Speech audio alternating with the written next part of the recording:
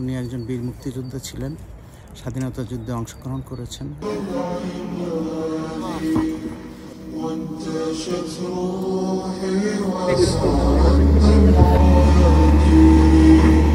তবে আমার এতটুকু আপনাদের সকলের কাছে আমার এই কথাটুকু যদি বার্তা হিসাবে আপনারা গ্রহণ করেন আমি খুশি হব। আসসালামু আলাইকুম। আমাদের বাংলাদেশি অস্ট্রিয়া প্রবাসী খায়রুল আলম ভাই উনি মৃত্যুবরণ করিয়াছেন। আর ওনার নামাজে জানাজা হচ্ছে আজকে 11টায়। আর আমি এখন ওনার নামাজে জানাজায় যেতেছি। আর আমাদের খায়রুল আলম ভাই ছিলেন একজন মুক্তিযোদ্ধা। উনি একজন মুক্তিযোদ্ধা ছিলেন। কোরআনে কারিমে বলেন কুল্লু নাফসিন যায়িকাতুল মাউত, প্রত্যেকটা ব্যক্তিকে মৃত্যু স্বাদ গ্রহণ করতে হবে। অনেক সময় অসুস্থ হইলে আমরা কিছু একটা বলি, ভাই মাফ করে দিস, খাস করে বন্ধুদেরকে বলি, জানি না কখন চলে যাই।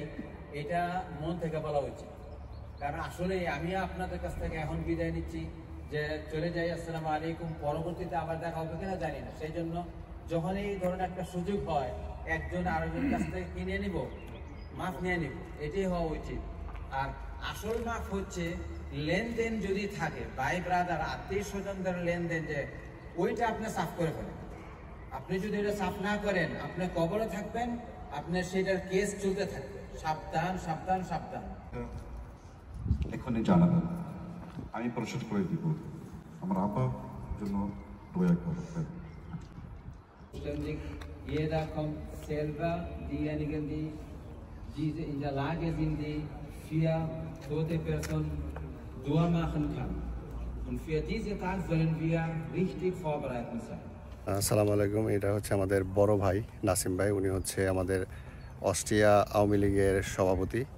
তো ভাই আর কি এই খায়রুল ভাই সম্পর্কে কিছু বলবে ভাই? আমরা খায়রুল ভাই সম্বন্ধে যতটুকু জানি, উনি একজন বীর মুক্তিযোদ্ধা ছিলেন, স্বাধীনতা যুদ্ধে অংশগ্রহণ করেছেন এবং স্বাধীনতার পরে উনি 80-র দশকে বা 70-এর দশকে, আমারও অনেক আগে উনি অস্ট্রিয়াতে এসেছেন। অস্ট্রিয়াতে এসে উনি সৌদি অ্যাম্বাসিতে একটি ভালো জব করতেন এবং সেখান থেকে উনি ওনার আত্মীয় স্বজন লোকজন অনেক, উনি ভিয়েনাতে অনেক বাঙালিকে উনি নিয়ে এসেছেন। অত্যন্ত বন্ধুসুলভ ব্যক্তিত্ব ছিলেন, ভদ্রলোক ছিলেন। যখনই কোথাও কোনো আলোচনায় বসতাম, কথা বলতাম স্বাধীনতার সপক্ষে, বঙ্গবন্ধুর পক্ষে, দেশের জন্য, সবসময় উনি সুন্দর সুন্দর কথা বলতেন। আমরা মনোমুগ্ধভাবে ওনার কথা শুনতাম এবং সর্বোপরি উনি একজন ভদ্রলোক এবং খুব ভালো লোক ছিলেন। আল্লাহ ওনাকে বেহেশত নসিব করুন। আমিন। আর ওনার কি মানে মৃত্যুটা স্বাভাবিক মৃত্যু হয়েছে? ওনার মৃত্যু, ওনার কিডনি দুইটি নষ্ট হয়ে গিয়েছিল এবং এটি ডায়াগনোসিস হতেছিল হসপিটালে। এই অবস্থায় অসুস্থতা বেড়ে যায় এবং সেখান থেকে ওনার মৃত্যু হলো। ওনার বয়স কেমন ছিল?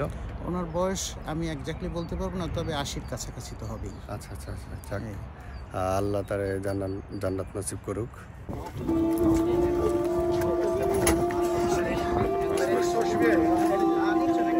Okay. Ohne Metall, ohne Metall. La ilaha illallah. La ilaha illallah. La ilaha illallah.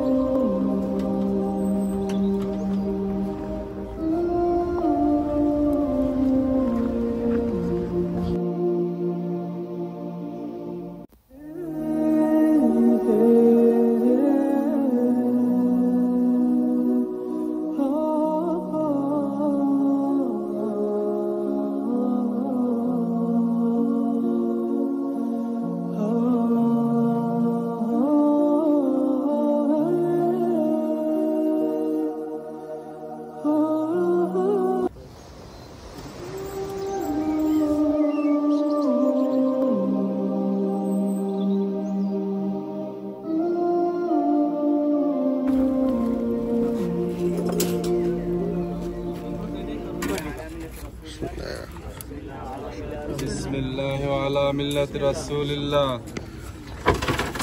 বিসমিল্লাহি ওয়া আলা মিল্লাতি রাসূলিল্লাহ।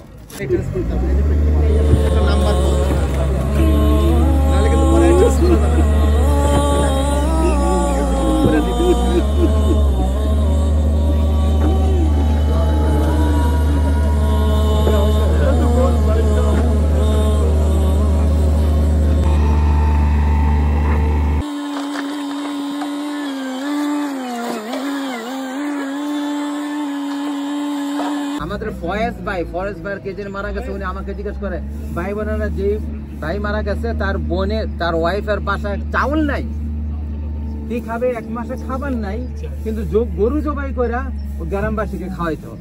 বলেন তো দেখি, টাকা জমা কইরা এই বিধবা মহিলার একটা ব্যবস্থা করা উচিত ছিল, মানুষকে বড় লোকে না খাওয়ায়। আর এটা না কইরা মানুষ কি বলবে সেই জন্য করে। আমাদের একটু খেয়াল করা দরকার, ব্রেনটাকে লাগানো দরকার। জাযাকুমুল্লাহ খাইরান। আসসালামু আলাইকুম। আল্লাহ আমরা যে ভাইকে আল্লাহ বিদায় দিয়েছি তোমার কাছে দিয়ে দিয়েছি, আল্লাহ তুমি তাকে মাফ করে দাও, আল্লাহুম্মা আমিন। দান করো তো দান করো, আমাদেরকে এবং তাদের পরিবারকে হেদায়েত দান করো, আল্লাহ হেদায়েতের উপর আমাদেরকে প্রতিষ্ঠিত রাখো। আল্লাহ এই অস্ট্রিয়ার ভিয়েনার এই কবরস্থানে যারা যে মুসলিমরা শহীদ, আল্লাহ সকলের জন্য আমরা দোয়া করছি, আল্লাহ তুমি সবাইকে মাফ করে দাও। আমিন। বাংলাদেশি কমিউনিটি অনেকে এখানে শুয়ে আছে, আল্লাহ তুমি তাদেরকে মাফ করে দাও। আমিন।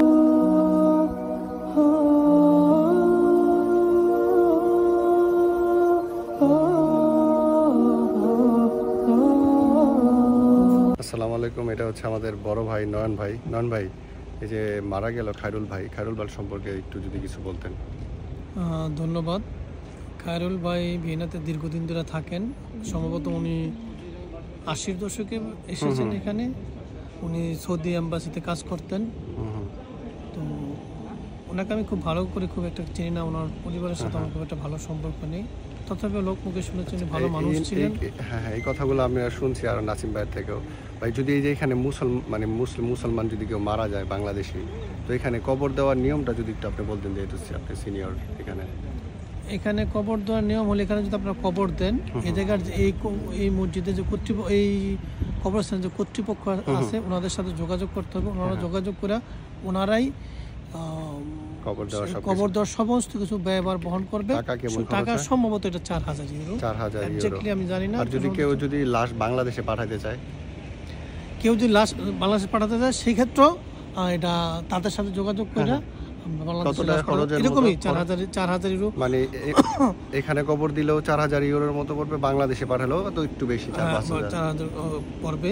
তবে আমার এতটুকু আপনাদের সকলের কাছে আমার এই কথাটুকু যদি বার্তা হিসাবে আপনারা গ্রহণ করেন, আমি খুশি হব।